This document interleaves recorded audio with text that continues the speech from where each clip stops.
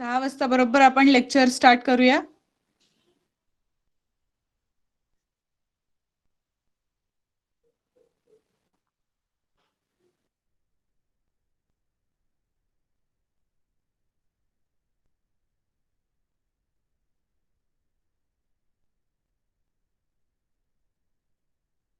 Okay, so will start our lecture.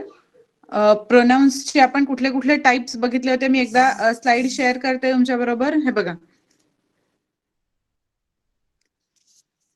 Okay, screen visible आहे? Is my screen visible? Okay,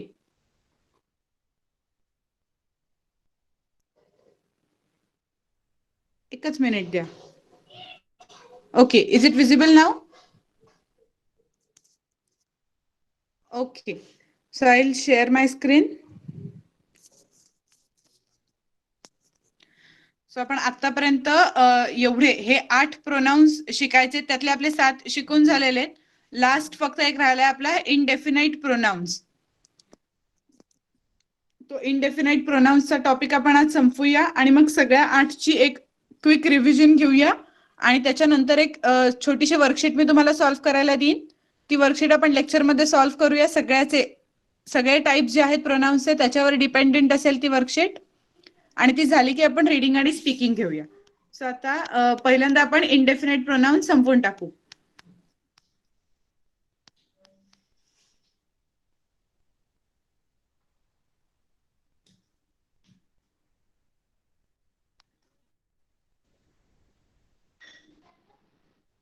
Okay, so we'll start with indefinite pronouns. An indefinite pronoun does not refer to any specific person, thing or amount. एखाद्या specific, आपण आतापर्यंतची pronounce एखाद्या specific person साठी, एखाद्या specific वस्तूसाठी घेतली होती. बट जे इनडेफिनेट प्रोनाउन्स असतात they do not refer to any specific person. एखाद्या व्यक्तीबद्दल नाही, एखाद्या गोष्टीबद्दल नाही, किंवा कुठली अमाउंट असेल तर त्याच्याबद्दलही नाही बोलत. It is vague and not definite.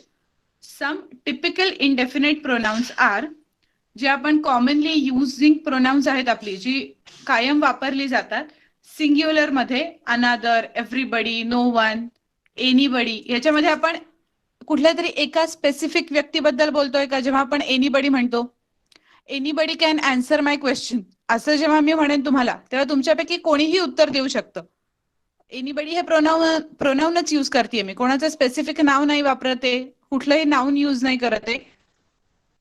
But एका व्यक्तीबद्दल सुद्धा नाही बोलते मी. कोणीही तुमच्यापैकी मला आन्सर करू शकतं असं मी सांगते. So anybody, another, everybody. Everybody should answer. प्रत्येकाने आन्सर दिलं पाहिजे. No one, nothing. ही जी काही लिस्ट आहे ही सिंग्युलर इनडेफिनेट प्रोनाउन्स आहेत. ओके, आणि प्लुरल इनडेफिनेट म्हणजे काय? समज 2 असतील तर both of you should answer. Few of them answered. Okay, तर ही काही आहे सिंग्युलर प्रोनाउन्सची, ती मी वाचते आधी.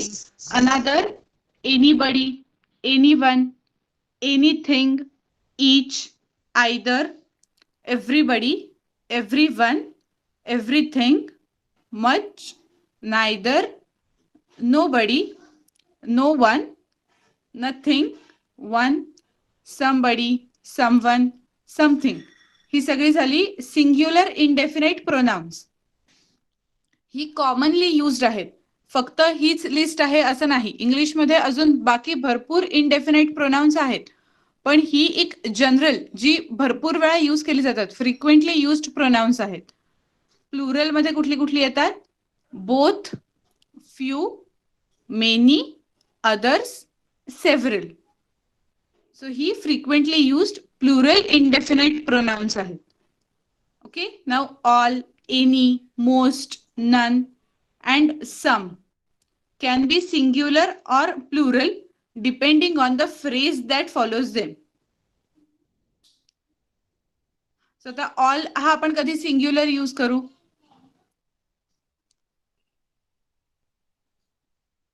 किंवा एनी, हे आपण सगळे ह्या ज्या टर्म्स आहेत ऑल, एनी, मोस्ट, या सगळ्या आपण दोन्ही मध्ये वापरू शकतो. Either it can be singular और इट कॅन बी प्लुरल. एका व्यक्तीसाठी, एका वस्तूसाठी आपण म्हणू शकतो किंवा आपण प्लुरल साठी म्हणू शकतो. त्यामुळे दोन्हीमध्ये कॉमन येणारे ही indefinite pronouns आहेत. Note that many indefinite pronouns also function as other parts of the speech. Look at another in the following sentence. He has one job in the day and another at night. आता हे job बद्दल म्हणलंय. Another हे जॉबच्या reference मध्ये एक pronoun आहे. I would like another drink please. हे adjective आहे. ड्रिंक साठीचं वापरलं गेलेला काहीतरी वर्ड आहे, म्हणून अनदर हे इथे ऍडजेक्टिव्ह म्हणून यूज झालं आणि वरच्या सेंटेन्स मध्ये अनदर हे प्रोनाउन म्हणून यूज झालंय. जसे आपण डेमॉन्स्ट्रेटिव्ह प्रोनाउन्स शिकले होते. डेमॉन्स्ट्रेटिव्ह ऍडजेक्टिव्ह म्हणून सुद्धा ते काम करतं नाउनच्या आधी आलं तर. आणि या केसमध्ये सेम वे आहे. अनदर हा वर्ड सेम आहे, but it can act as pronoun as well as it can act as adjective depending on the sentence. त्यामुळे इंग्लिशचा कुठलाही ग्रामरचा टॉपिक असेल किंवा ग्रामरची रिलेटेड कुठलाही वर्ड असेल तर तो आपल्याला त्या सेंटेन्सच्या संदर्भानुसार तो काय आहे हे ठरवायला लागेल. ओके, एका रूल मध्ये आपण तो नाही लिहू शकत. म्हणजे मी शिकलीये की अनदर हे इंडेफिनिट प्रोनाउन आहे म्हणजे ते तेच असेल असं नाही. सेंटेन्सचा संदर्भ घेऊन आपल्याला सांगायला लागेल की ते काय म्हणून यूज केलंय. Next, most indefinite pronouns are either singular or plural. However, in one context and मध्ये काही सिंग्युलर राहतील, काही प्लुरल राहतील. कसे काय? A singular pronoun takes a singular verb and that any personal pronoun should also agree in number and gender. For example, all is forgiven, all have arrived. We can start the meeting because everybody has arrived. आता ह्याच्यामध्ये everybody म्हणजे काय? प्रत्येक जण आलाय. हे singular use केलं आपण आणि त्याच्यामुळे त्याच्या पुढचं जे वर्ब होतं ते हॅज, सिंग्युलर वर्ब यूज केलं. John likes coffee but not tea. I think both are good. आता इथे प्लुरल आहे. बोथ हा आपण प्लुरल या अर्थी वापरलाय. दोन्ही चांगलं असतं म्हणून इजच्या ऐवजी वर्ब मध्ये आर आलं. आणि वरती ऑल इज फॉरगिव्हन, सगळं माफ केलंय. ह्याच्यामध्ये ऑल आपण सिंग्युलर फॉर्म मध्ये यूज करत होतो म्हणून इज वापरलं होतं, सिंग्युलर वर्ब वापरलं होतं. आणि ऑल हॅव अराइव्ड, इथे ऑल प्लुरल फॉर्म मध्ये वापरलंय म्हणून हॅव हा वर्बचा प्लुरल फॉर्म आपण यूज केला. ओके, आता तुम्हाला एवढं डिटेल वर्बचा कुठला फॉर्म वापरायचा आहे किंवा कसा वापरायचा आहे हे नाहीये. सध्या फक्त इंडेफिनिट प्रोनाउन्स कुठली असतात हे लक्षात ठेवायचं आहे. ओके, आतापर्यंत शिकलेली प्रोनाउन्स कळली सगळी?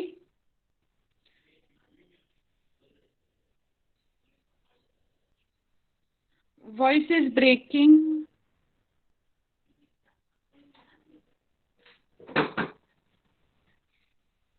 व्हॉइस खूप जणांसाठी ब्रेक होतोय का? मी मगाशी चॅटबॉक्स मध्ये रेफर नव्हतं केलं.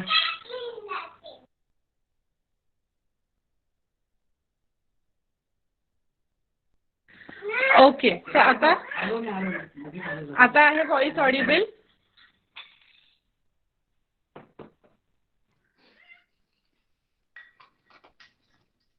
Okay, very good. रिपीट आपण आता परत सगळ्याची रिव्हिजन करणार आहे एकदा. ओके, सगळी फ्रॉम स्टार्टिंग आपण एक क्विक रिव्हिजन करू. Okay, no problem. आता व्हॉइस ब्रेकमुळे काही मुलांना समजलेलं नसेल तर काही प्रॉब्लेम नाहीये. आपण आता परत एकदा रिव्हिजन करणार आहे तेव्हा आपण इथपर्यंत येऊ. ओके, काही प्रॉब्लेम नाही, काही टेन्शन घेऊ नका. So now we will start with the presentation. आपण पहिल्या पार्ट पासून स्टार्ट करूया. सगळ्या प्रोनाउन्सची रिव्हिजन घेऊया.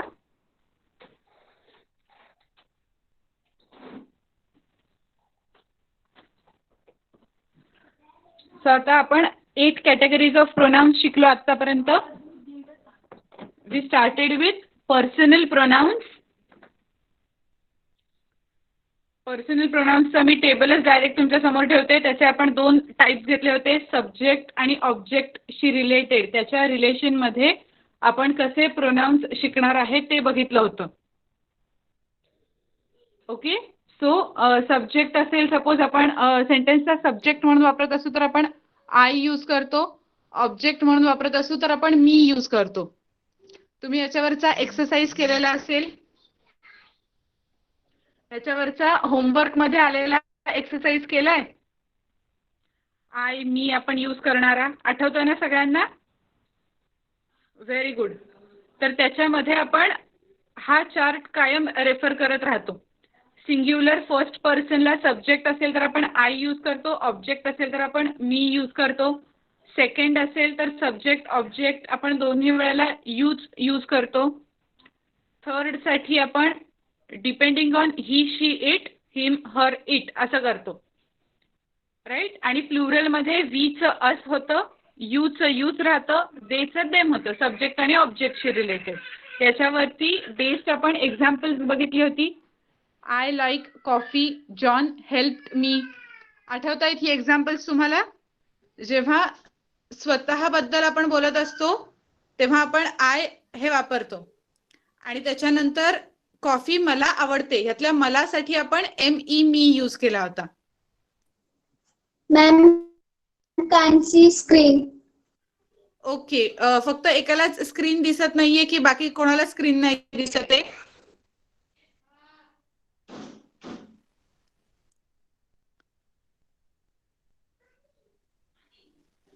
आय कॅन सी इट असं बरेच जण म्हणतायत. तर ज्यांना दिसत नाहीये तुम्ही एकदा तुमची रेंज चेक करा. Okay, very good. Thank you. Thank you.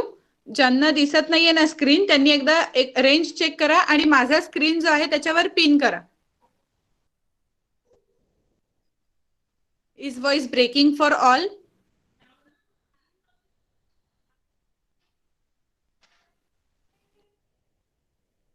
Okay, काही जण नाही म्हणतात, काही जण हो म्हणतात. We will continue with the lecture. Okay, तो मध्येच मे बी ब्रेक होतोय कारण खूप पावसामुळे रेंजचा प्रॉब्लेम असेल. आपण लेक्चर कंटिन्यू करूया.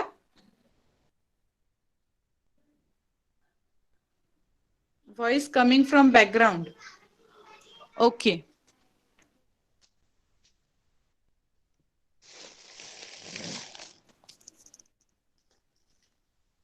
मी लेक्चरला कंटिन्यू करते. आपण रिव्हिजन घेऊया आधी. Thank you sir. Voice is clear. Okay, thank you sir.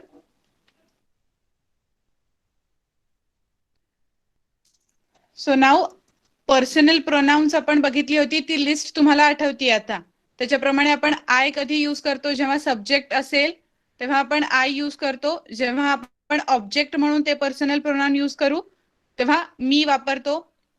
बाकीची सगळी एक्झाम्पल्स आपण बघितली होती. डू यू लाईक कॉफी, त्याच्यामध्ये आपण यू, तुला कॉफी आवडते का, ह्या असा जेव्हा आपण क्वेश्चन विचारू तेव्हा यू हा सब्जेक्ट आहे आणि जॉन लव्स यू याच्यामध्ये यू हा ऑब्जेक्ट आहे. पण दोन्हीकडे आपण बघितलं मागच्या टेबलमध्ये की सब्जेक्ट असू दे किंवा ऑब्जेक्ट असू दे, you remains same.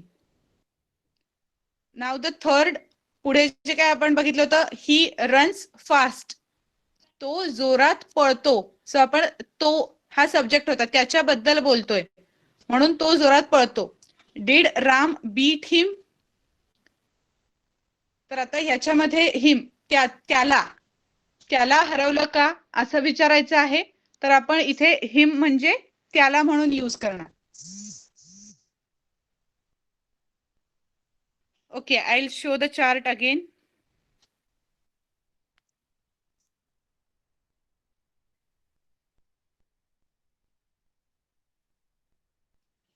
Please take a photo of this chart. या चार्टचा स्क्रीनशॉट घेऊन ठेवा, तुमच्या रेफरन्सला ठेवून द्या तो चार्ट.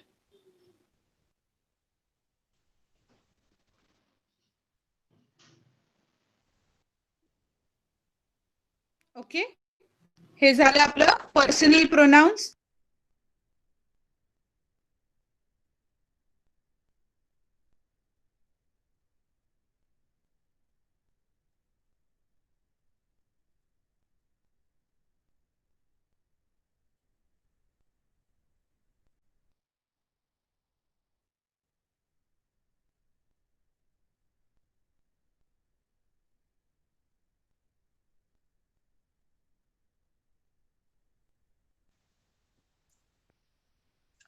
मॅडम संतोष टकले बोलतोय. तुम्हाला कोणीतरी म्यूट केलं चुकून.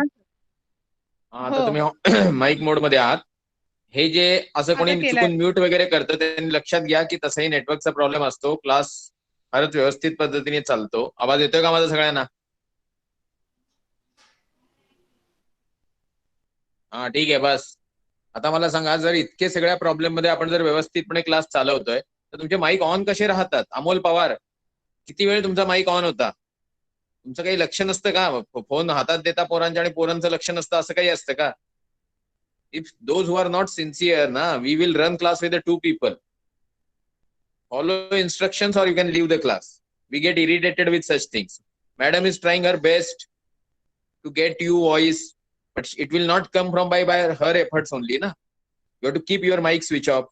If you are using 2 systems, you have to keep one system completely out of sound.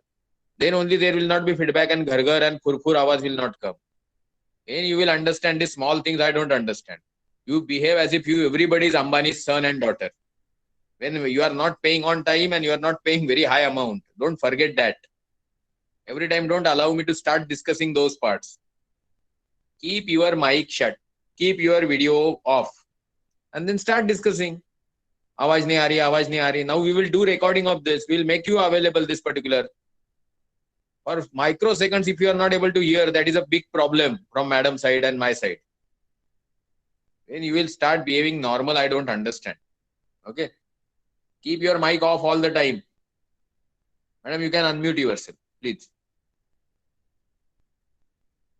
Yes, sir. Thank you. Okay. So now, personal pronouns आपण रिव्हिजन केली आहे. व्यवस्थित आठवत आहेत पर्सनल प्रोनाउन्स सगळ्यांना? Okay, very good. Now we will come to next topic, that is possessive pronouns. So what are possessive pronouns? त्याचाही directly मी मधल्या स्लाइड आता थोड्या स्किप करते, डायरेक्ट चार्ट वर येते. पॉझेसिव्ह प्रोनाउन म्हणजे काय? पोझिशन, जे आपल्याकडे आहे, माझं आहे, तुझं आहे, त्याचं आहे, हे सांगण्यासाठी आपण जे प्रोनाउन्स यूज करतो, those are all possessive pronouns. Male, female ह्याच्या इररिस्पेक्टिव्ह बऱ्यापैकी प्रोनाउन्स आपण बघू शकतो. ही, हिज आणि हर हे वेगळं येतच कायम, राईट? त्यामुळे आता ह्याच्यामध्ये काय काय येईल? सपोज फर्स्ट पर्सन, माझं आहे सांगायचं आहे, तर वी यूज पॉझेसिव्ह प्रोनाउन माइन. तुझं आहे yours. This book is yours. हे पुस्तक तुझं आहे. हिज. त्याच्यानंतर हर्स, अवर्स. आमचं आहे याच्यासाठी आपण वापरतो अवर्स. तुझं आहे, तुमचं आहे प्लुरल फॉर्म मध्ये, तरी सुद्धा आपण वापरतो युअर्सच. आणि त्यांचं आहे, अनेक लोकांचं आहे, तर theirs. Okay, these books are theirs. ही पुस्तकं त्यांची आहेत. So in that case we use theirs. कोणाचं तरी पोझिशन, कोणाचं तरी आहे ही गोष्ट, हे सांगण्यासाठी आपण जी प्रोनाउन्स यूज करतो, those pronouns are possessive pronouns. Okay, ह्या चार्टचा सुद्धा स्क्रीनशॉट काढून घ्या. मी लेक्चरला सुद्धा सांगितलं होतं, जे नॉर्मल आपण लेक्चर जेव्हा कंडक्ट केलं होतं तेव्हा मिस आउट झालं असेल तर आता ह्या चार्टचा स्क्रीनशॉट काढून घ्या.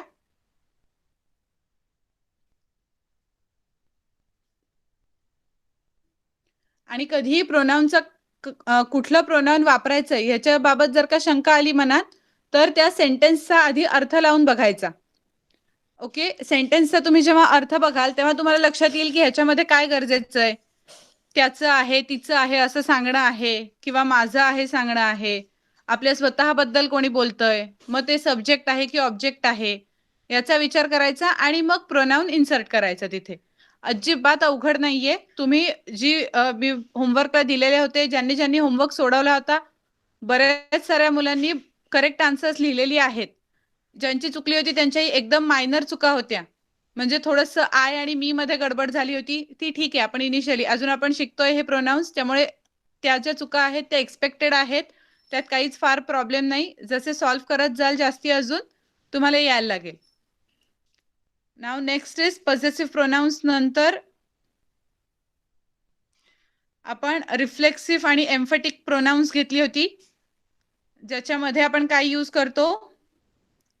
सिंग्युलर असेल माझं म्हणजे मायसेल्फ, स्वतःबद्दल बोलताना myself, your self, himself, herself, it self. आपण ह्याचे पण एक्सरसाइज घेतले होते. शी डीड दिस हरसेल्फ, तिने आपलं आपण हे केलं. He did it himself. Our self, your self, them self. हा 2 मधला आपण फरक बघितला की अवर सेल्फ येत नाही, त्याला जेव्हा प्लुरल फॉर्म असेल तेव्हा SELVES लागतो. ओके. सो आपण आतापर्यंत काय काय बघितलं? पर्सनल प्रोनाउन्स झाली, पॉझेसिव्ह प्रोनाउन्स झाली, आणि आता आपण थर्ड बघितला रिफ्लेक्सिव्ह और एम्फेटिक प्रोनाउन्स.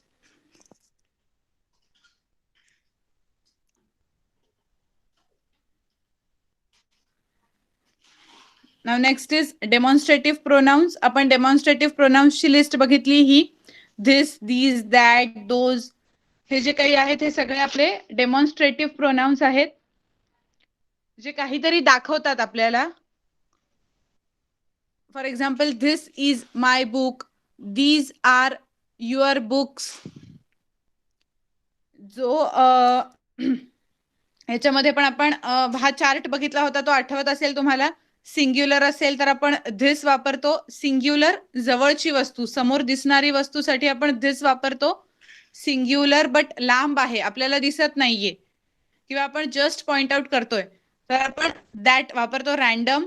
प्लुरल साठी दीज जेव्हा जवळ असेल, रॅन्डमली. दोज जेव्हा लांब असेल. आठवतंय हे?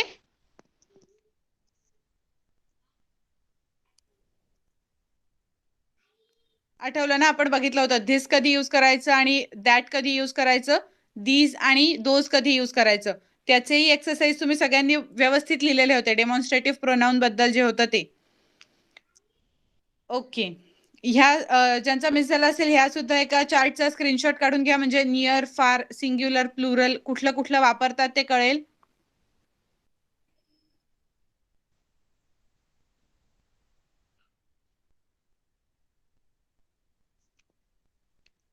ओके, झाला काढून? Very good. Now next, interrogative pronouns. Interrogative म्हणजे आपण हे शिकलो होतो, प्रश्नार्थक जी असतात प्रोनाउन्स ती. हु, हुम, व्हॉट, विच आणि हुज ही मेन होती प्रोनाउन्स आपण शिकलेली, ज्याच्यामध्ये पर्सन साठी हु जर असेल तर आपण कोण, डायरेक्टली सब्जेक्ट असेल तर हु यूज करतो, ऑब्जेक्ट असेल तर आपण हुम यूज करतो. याचं एक खूप चांगलं एक्झाम्पल मी देते. असं एक इंग्लिश मध्ये आपण सेंटेन्स म्हणू शकतो, हु सेड हुम, कोण कोणाला म्हणला. ओके, याच्यामध्ये आपण दोन्ही प्रोनाउन्स यूज करतो, हु सेड हुम. कोण कोणाला म्हणला, तर त्यातला हुम जो असतो तो कोणाला ह्याच्यासाठी असतो, हु म्हणजे कोण ह्याच्यासाठी असतो. What is passive for it म्हणजे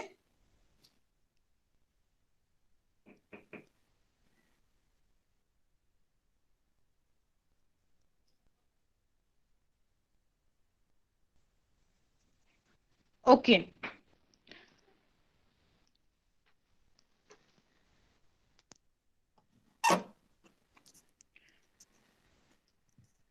सो नाउ नेक्स्ट, ही सगळी होती interrogative pronouns. Who, whom, what, which, whose.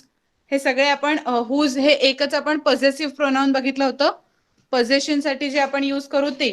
Which हे आपण पर्सन किंवा थिंग साठी वापरतो. दोन्हीसाठी जे वापरू ते विच असतं, आणि फक्त थिंग साठी आपण कंपल्सरी व्हॉट वापरतो. आपण याची एक्झाम्पल सुद्धा अशी बघितलेली होती की ज्याच्यामध्ये क्वेश्चन असेल, आन्सर असेल, त्याच्यामध्ये आपण हु का वापरला, तर सब्जेक्ट आहे म्हणून हु यूज केलं होतं. आणि जेव्हा हुम डिड यू टेल असं झालं होतं, तू कोणाला सांगितलं असं झालं होतं, तेव्हा ऑब्जेक्ट म्हणून वापरलं आपण ते. Now next is relative pronounce. Relative pronounce मध्ये काय काय येणार आहे आता? 5 मेन रिलेटिव्ह प्रोनाउन्स आहेत, हु, हुम, हुज, विच, दॅट. मगाच्या लिस्ट सारखी सेम आहेत. व्हॉट सोडून व्हॉटच्या ऐवजी फक्त दॅट आहे, बाकी सगळे प्रोनाउन्स सेम आहेत. जेव्हा कशाच्या रिलेशन मध्ये आपण काहीतरी सांगत असतो, दोन वाक्य किंवा दोन गोष्टी एकमेकांशी आपण रिलेट करत असतो, तेव्हा आपण रिलेटिव्ह प्रोनाउनचा यूज करणार आहे.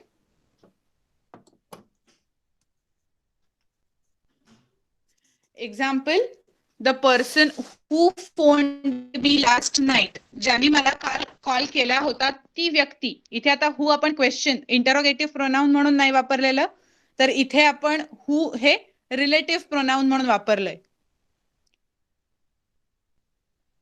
आठवत आहे सगळ्यांना इथपर्यंतचं? हे अगदी रिसेंट लेक्चर्स मध्ये झालेलं आहे आपलं. Is voice not coming for all?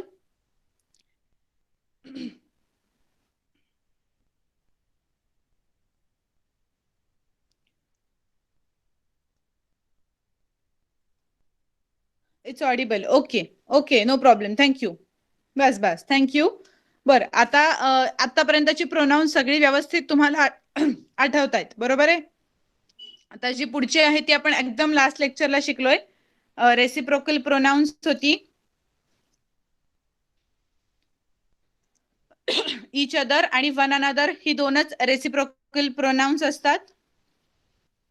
आणि आज आपण घेतली होती फायनली इनडेफिनाइट प्रोनाउन्स. ज्यांना त्यावेळेला ऑडिबल नव्हतं त्यांच्यासाठी परत एकदा मी सांगते, इनडेफिनाइट प्रोनाउन्स आज जे आपण शिकलो final last type of pronounce ते काय आहे? So an indefinite pronoun does not refer to any specific person, thing or amount. आतापर्यंत जेवढी आपण प्रोनाउन्स शिकली ती एखाद्या स्पेसिफिक व्यक्तीसाठी, वस्तूसाठी अशी होती.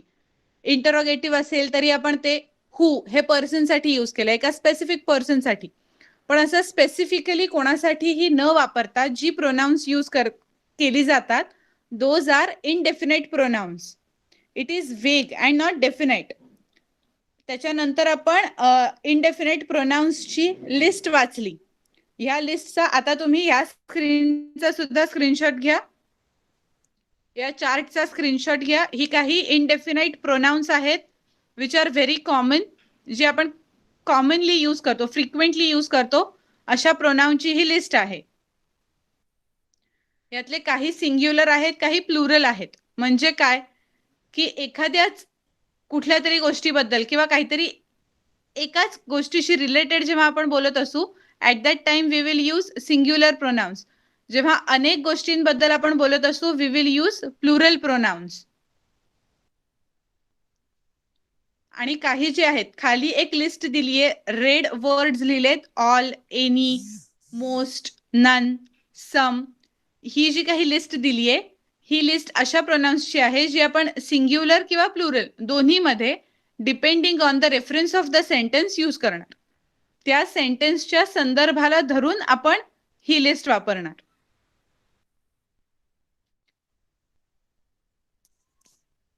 आणि ही त्याचे काही एक्झाम्पल, सॉरी, ह्याच्यामध्ये आपण असं पण बघितलं की काही अनदर हा एक वर्ड आहे, अनदर हे एक प्रोनाउन म्हणूनही यूज केला जाऊ शकतो हा वर्ड, किंवा ऍडजेक्टिव्ह म्हणूनही.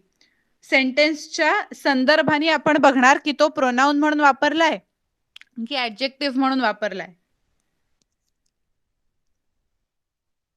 ओके, क्लिअर नाव? ज्यानं मगाशी कळलेलं नव्हतं आता व्यवस्थित ऐकू आलं. एवढंच आपण इनडेफिनाइट प्रोनाउन्स बद्दल बोललोय. Okay, very good. आता क्विकली आपण छोटूसे एक्सरसाइज सॉल्व्ह करूया. टिल 6:30 2 मिनिटात आपण सॉल्व्ह करून घेऊया, म्हणजे आपला प्रोनाउन्स हा टॉपिक पूर्णपणे संपेल. जर तुम्हाला याच्यामध्ये परत एकदा तुम्ही याची सगळ्याची रिव्हिजन करा. जर रिव्हिजन मध्ये काही डाऊट्स आले तुम्हाला तर मला गुगल क्लासरूमला चॅटबॉक्स मध्ये कळवा. ओके, जर खूप जणांचा सेम डाऊट असेल we will take that in lecture again.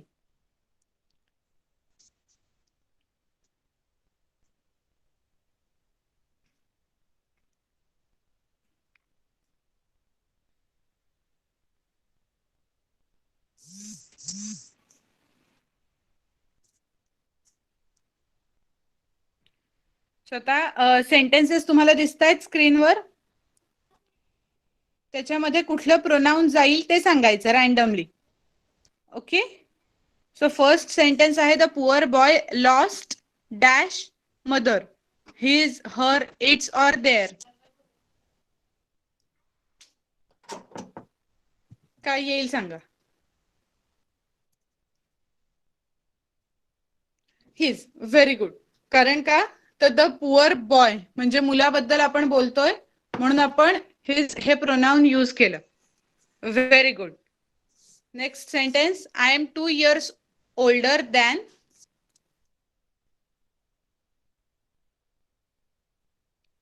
I am 2 years older than.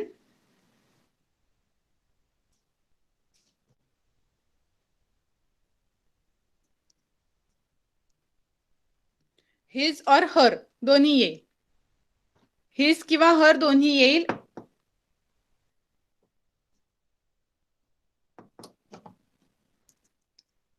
Next. Ram has taken dash wife to the doctor.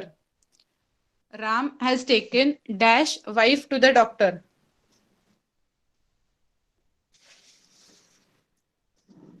His. Correct. Very good. The manager asked the visitors to wait outside.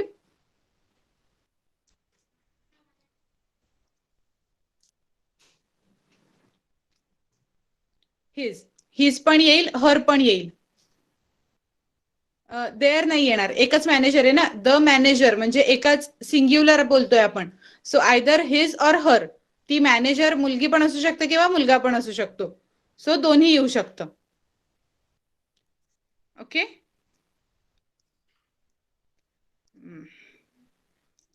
Last. Have you seen dash pen anywhere.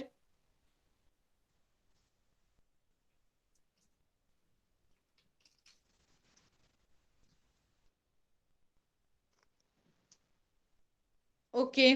आता इथे कुठलंही येईल. Have you seen my pen येईल. Have you seen his pair येईल आणि हर सुद्धा येईल. So तिन्ही करेक्ट आहे. ओके. सो आतापर्यंतची सेंटेन्सेसची आपण थोडीशी 5 सेंटेन्सची रिव्हिजन घेतलीये. अजून बाकीचे जे आहे ते तुम्हाला मी वर्कशीटमध्ये कॉमन वर्कशीट दिन प्रोनाउन्सची आतापर्यंत जेवढे प्रोनाउन्स शिकले त्याच्याबद्दलची जी होमवर्कला सॉल्व्ह करा. ओके. आता आपण आधी रीडिंग घेऊया आणि मग स्पीकिंग घेऊया. आजचा स्पीकिंगचा टॉपिक असेल माय स्कूल. जे 4 जण आज बोलणार आहेत त्यांच्यासाठी मी आता टॉपिक दिलाय. माय स्कूल या टॉपिक वर बोलायचंय. So you can prepare on this topic.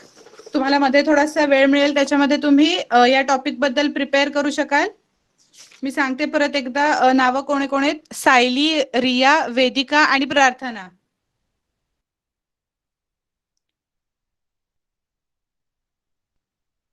Okay. So आपण ह्याच सिक्वेन्सनी जाऊया. माझ्याकडे ज्या सिक्वेन्सनी लिहिलंय सायली, मग रिया, मग वेदिका आणि लास्टला प्रार्थना. ओके. सो तुमचा आजचा टॉपिक तुम्हाला कळलाय माय स्कूल.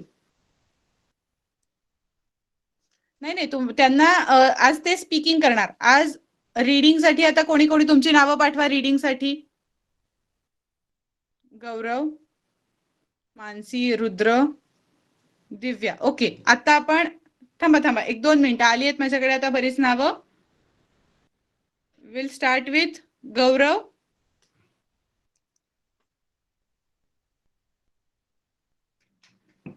ओके. मी एक पॅसेज तुमच्या बरोबर शेअर करेन. तो पॅसेज तुम्हाला वाचायचा आहे. टेक्स्टबुक मधला. आता लास्ट टाइम आपण टेक्स्टबुक मधला वाचलं होतं. आता आपण अनसीन पॅसेज वाचूया एक.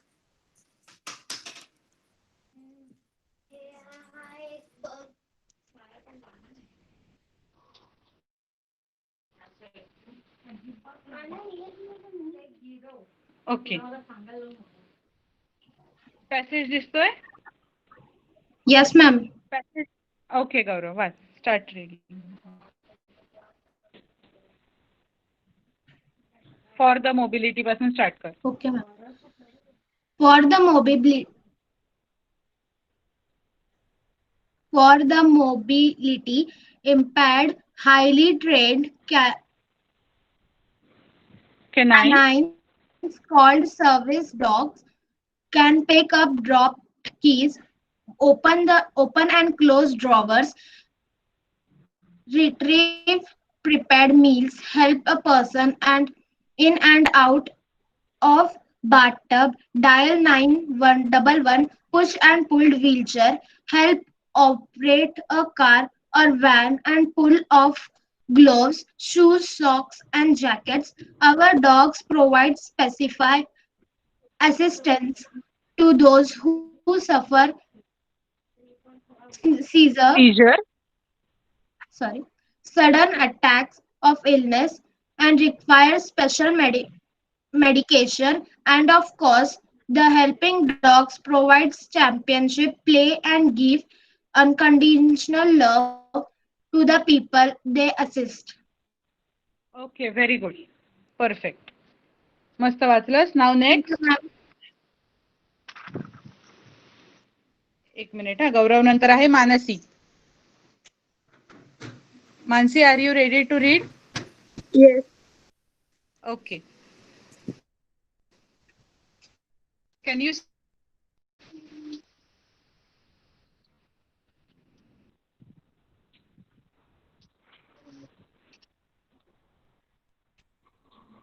see the screen? Yes.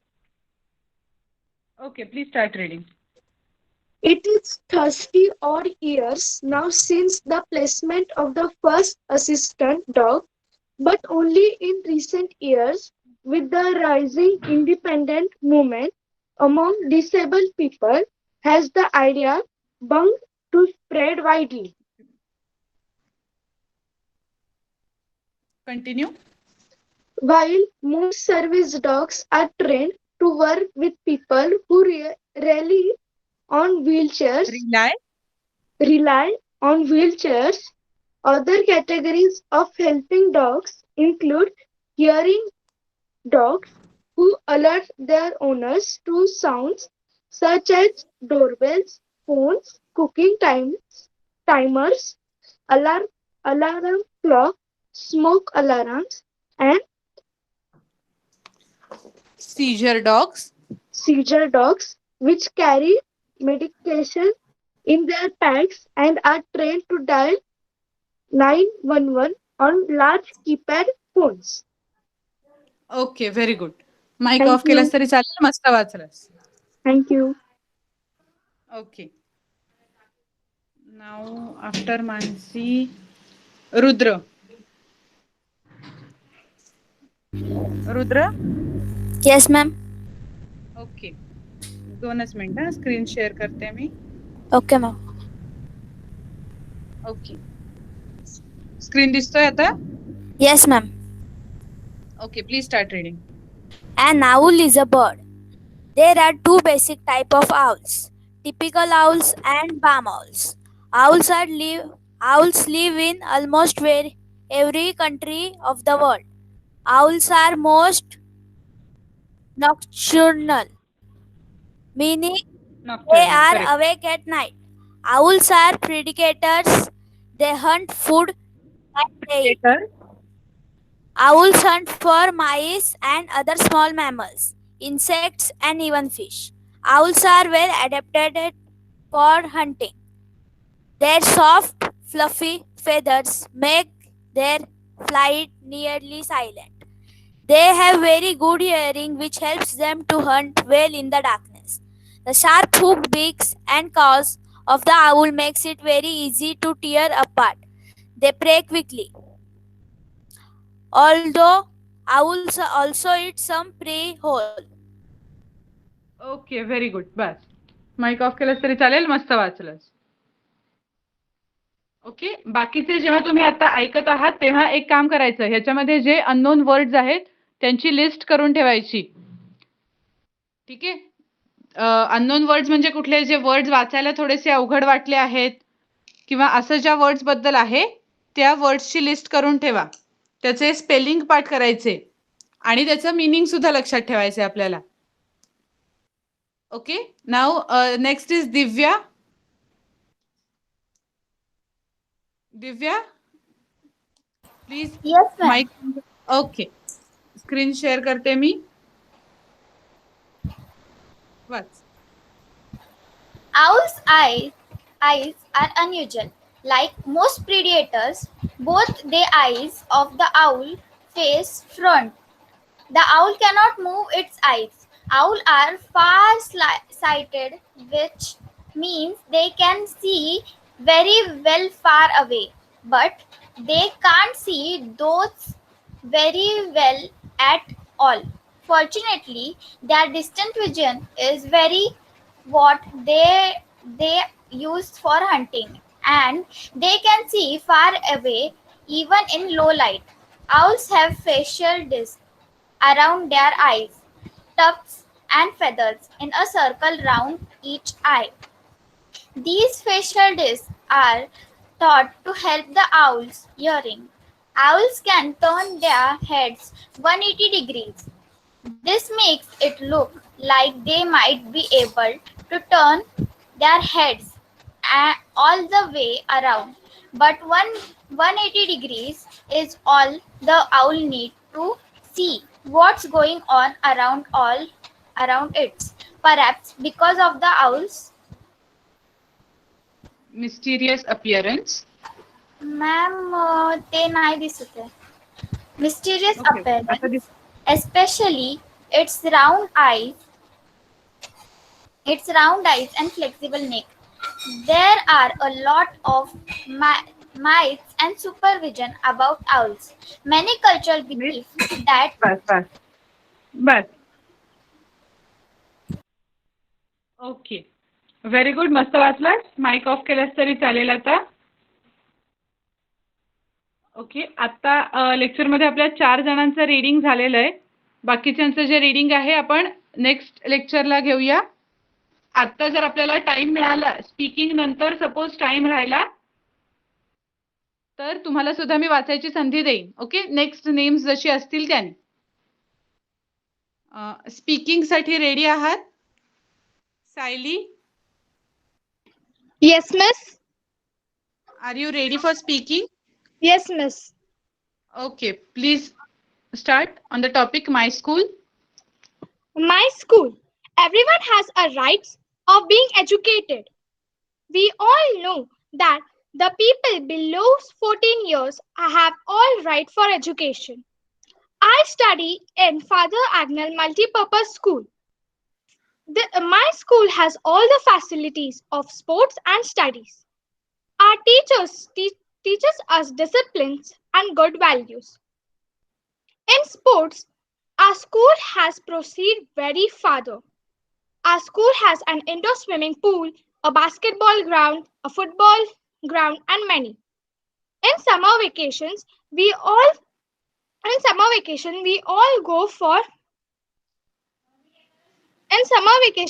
all go for swimming, basketball, playing basketball. We also play football, skating, etc. In our school, the maximum capacity every class has a maximum capacity of 16 students. One teacher can handle all 60 students. We also celebrate many festivals like Gandhi Jayanti, Shiv Jayanti, birthdays, a birthday of principals, and many things. I love my school. Thank you. Okay, very good. एकदम मस्त बोलली Sayali. Perfect. Now next is Riya. Riya, are you ready for speaking? Yes, Okay, please start. my school. My school name is SVPM English Medium School. My school is one of the most popular schools in town. My school building is very beautiful. My school has a huge playground where we play various outdoor games. I have many friends at my school where we study and play together. My school teachers are very kind and caring towards everyone. We celebrate all national functions at my school. My school has a huge library where we can read books. My school conducts physical education classes once every week. My school has a science lab which is well occupied. I love to go to school because I learn new things every day. Thank you. Okay, very good Riya. मस्त बोललीस तू पण. Very good. Now next is Vedika. Yes, miss. Okay, please start. The name of my school is Lourdes High School. It has a big building. It has 4 floors. It has a big airy classroom. There are about 60 students in our class. My school has a good library. It is full of books on various subjects. We have a good science laboratory. We have a big assembly hall. There is a small playground in front of our school. Our teachers are very intelligent and hardworking. They teach us well. It is famous for sports, education, and culture activity. We are proud of our school. It is like our second home. Thank you. Okay, very good. मस्त बोललीस वेदिका तू पण. Very good. Now next is प्रार्थना. Yes. Okay, please School start. School is the temple of learning and get trained for the professional and social life. It is at school that I learn so much. I learn so many different languages. There are many interesting co-curricular activities. The name of my school is Madhurao Bhagwat High School. There are 25 classrooms in my school. There are about 1,300 students in my school. We have a good library and a science lab. Our teachers teaches us with a great deal of care and patience. Thank you. Okay, very good. मस्त बोललीस. Okay, so आता चौघींनी आपल्या समोर व्यवस्थित छान clear प्रोनाउन्सिएशननी बोलून दाखवलं. तर आता मला फक्त एकदा तुम्ही चॅटबॉक्स मध्ये सांगा की have you written and read it all, और तुम्ही वाचलं नाही, तुमच्या समोर काही नव्हतं, तुम्ही बोललात फक्त.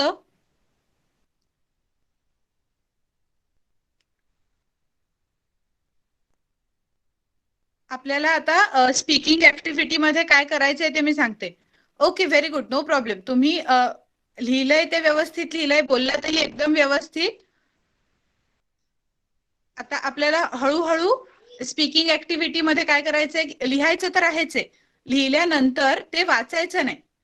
Okay, very good. लिहिल्यानंतर ते वाचायचं नाही, डायरेक्ट बोलायचं. ओके, कारण आपल्याला स्पीकिंग इंग्लिश ची प्रॅक्टिस, इंग्लिश बोलायची प्रॅक्टिस करायची. लिहिलेलं जर वाचलं तर ते ऍज गुड ऍज रीडिंग आहे. आणि काय होतं, जरी आपण स्वतः लिहिलेलं असलं ना तरी काय होतं की लिहिताना आपल्याला वेळ मिळतो विचार करायला, बोलताना आपल्याला त्या मानाने कमी वेळ मिळालेला असतो. आपल्याला इंग्लिशचं वाचणं पण सुधारायचंय, आपल्याला इंग्लिश बोलणं सुद्धा खूप छान करायचंय. ओके, त्यामुळे तुम्ही आता जे बोललात ते एकदम व्यवस्थित होतं, परफेक्ट होतं. आता हळूहळू आपल्याला प्रॅक्टिस काय करायची आहे. Very good. आपलं आपण लिहिलं, तुम्ही व्यवस्थित लिहिलं, व्यवस्थित बोललात सुद्धा. फक्त आता आपल्याला प्रॅक्टिस काय करायची आहे की डायरेक्टली आपल्या समोर काहीही नसताना आउट ऑफ नोवेअर आपल्याला बोलायचंय. ओके, आता तुम्ही अजून थोडे छोटे आहात, राईट. तुम्ही अजून 7th 8th मध्ये आहात. मी 9th 10th च्या मुलांचं जेव्हा लेक्चर घेते तेव्हा मी त्यांना डायरेक्ट सांगते की मध्ये फक्त 2 मिनिटं घ्यायची आणि लगेच बोलायला सुरू करायचं. कारण जसे जसे आपण पुढे जाणार आपल्याला अशी वेळ येणार की समोरच्या माणसाशी आपल्याला इंग्लिशमध्ये डायरेक्ट बोलायला जायचंय, तर त्यावेळेला आपल्याला लिहायला पण वेळ मिळत नाही.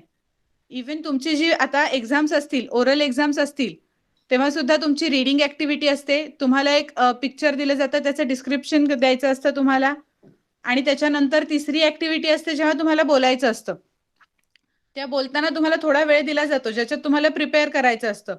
त्या प्रिपरेशन टाइम मध्ये तुम्ही फक्त पॉइंट्स कलेक्ट करायचे की मला माय स्कूल टॉपिक आहे, मी काय काय सांगू शकते. तर आता सगळ्यांनी जसं सांगितलं त्याप्रमाणे की टीचर्स कसे आहेत, काय काय फॅसिलिटीज आहेत स्कूलमध्ये, स्कूलचं नाव, आपल्याला काय वाटतं स्कूलबद्दल, हे सगळं मी बोलणार. हे आपल्या माइंडमध्ये प्रिपेअर करायचं आणि डायरेक्ट बोलायला सुरू करायचं. ओके, आता इनिशियल फेज मध्ये आता आपण फक्त 24 ते 25 मुलं आहोत, त्यामुळे आपल्याला हे बऱ्याचदा करायला मिळणार आहे. ही ऍक्टिव्हिटी आपण खूप लवकर स्टार्ट केली त्यामुळे बराच टाइम पण मिळेल. इनिशियली आपण हळूहळू आधी लिहा आणि मग बोलायचा प्रयत्न करा. आपल्या आपल्या भाषेत लिहायचं, मग बोलायचं. आणि आता पुढच्या वेळेला काय स्टार्ट करायचंय, न बघता बोलायचं. हळूहळू आपण या स्टेजला जाणार आहे, काही घाई नाहीये आपल्याला. आता बाकीच्या सगळ्यांसाठी आता हा स्पीकिंगसाठी टॉपिक होता. सेम टॉपिक माय स्कूल ह्या टॉपिकवर एसे लिहायचा आहे तुम्हाला. आता आपण आतापर्यंत जेवढं वर्ब, नाऊन, प्रोनाऊन शिकलोय त्यांची थोडी थोडी हेल्प घ्यायची आणि माय स्कूल ह्या टॉपिकवर एसे होमवर्क म्हणून लिहायचा आहे. ओके, आता स्पीकिंगसाठी होतं म्हणून तुम्ही अराउंड 8 to 10 लाईन्स सगळ्यांच्या होत्या, काहींच्या त्याच्याहून जास्ती होत्या, 10-15 लाईन्स होत्या. होमवर्क मध्ये जो माय स्कूल हा एसे लिहिणार आहात तो ऍटलिस्ट कम्प्लीट 1 पेज एवढा पाहिजे. कम्प्लीट 1 पान भरून एसे येणार आहे तुमचा. ओके, स्वतः थोडासा तुमचा होमवर्क वाढलेला आहे. होमवर्क मध्ये 2 गोष्टी करायच्या आहेत. मी एक प्रोनाऊनची वर्कशीट देईन, ती सॉल्व्ह करायची आहे आणि माय स्कूल या टॉपिकवर एसे लिहायचा आहे आपल्याला आता.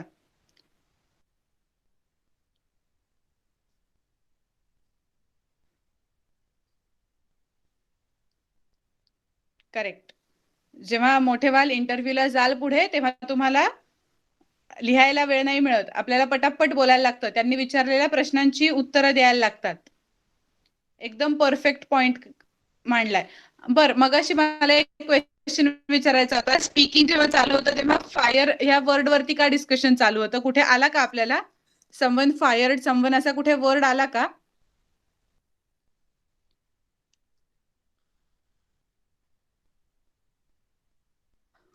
त्याच्यावरती डिस्कशन का चालू होतं मला कळलं नाही, बट स्पीकिंग ऍक्टिव्हिटी चालली होती म्हणून मी काही बोलले नाही मध्ये. ओके, बट आता तो वर्ड जो आहे तो फायर्ड असा आहे. ओके, हा मोस्टली कुठे यूज केला जातो? यू आर फायर्ड असं एक सेंटेन्स यूज केलं जातं.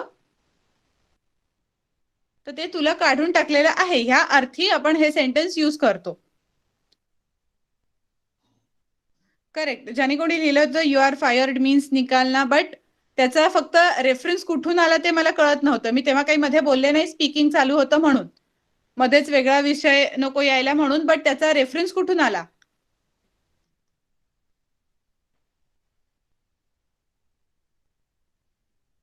ज्यांनी स्टार्ट केलं त्यांनी प्लीज सांगा रेफरन्स कुठून आला, आपल्या कुठल्या वाचण्यात वगैरे कुठे आलं का? Okay, that was the first message, but from where that message came ते मला कळलं नाही म्हणून मी फक्त विचारते आता. नो प्रॉब्लेम, आपण व्होकॅब्युलरी शिकतोय त्यामुळे ठीक आहे, त्याच्यामध्ये हा मेसेज आला. पण जेव्हा कुठली आपण दुसरी अदर ऍक्टिव्हिटी चालू असेल, आता स्पीकिंग ऍक्टिव्हिटी चालू होती तर तो थोडासा डिस्टर्बन्स होऊ शकतो. ओके, ते थोडंसं वेगळं होतं ना, टॉपिकच्या पासून थोडं वेगळं होतं. तर जर डाऊट असतील तर आपण लेक्चरच्या शेवटी थोडा वेळ देतो की जिथे तुम्ही डाऊट्स विचारू शकता तेव्हा डाऊट्स विचारा. ओके, किंवा जी एक्स्ट्रा इन्फॉर्मेशन तुमच्याकडे असेल जी तुम्हाला द्यायची असेल ती शेवटी द्या. ओके, कोणी वाचत असताना कोणी बोलत असताना मध्येच ते असं होतं की तो मेसेज मग त्या व्यक्तीला गेलाय का? तर नाही, तुम्ही ते रॅन्डमली बोलत होतात, रॅन्डमली डिस्कशन चाललेलं होतं ते. No problem at all in that discussion, but timing of that discussion, ते टायमिंग फक्त आपण लेक्चरच्या शेवटी ठेवूया. जेव्हा तुमच्याकडे जी एक्स्ट्रा इन्फॉर्मेशन असेल, जे नो प्रॉब्लेम. आता ठीक आहे, फर्स्ट टाइम होतं म्हणून मी सांगते. Okay, very good. आता आपल्याकडे अजून थोडा वेळ आहे, 2 मिनिटं आहेत, तर एक कोणीतरी वाचू शकेल. आता बरेच मेसेज झालेले आहेत, बट ठीक आहे, मी थोडं वर जाऊन बघते की कोण होतं. आपण दिव्यापर्यंत वाचलं होतं. नेक्स्ट होतं पल्लव.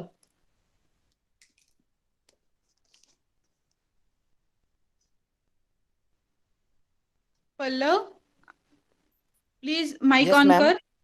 ओके, स्क्रीन वरती तुला पॅसेज दिसतोय? हो, दिसतोय. हा, please start reading it. Eyes पासून. Owl's eyes are unusual. Like most predators, both the eyes of the owl face front.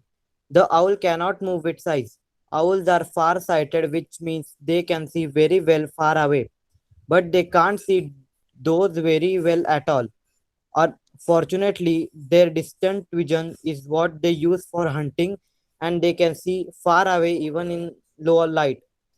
Owls have facial discs around their eyes, tufts of feathers in a circle around each eye.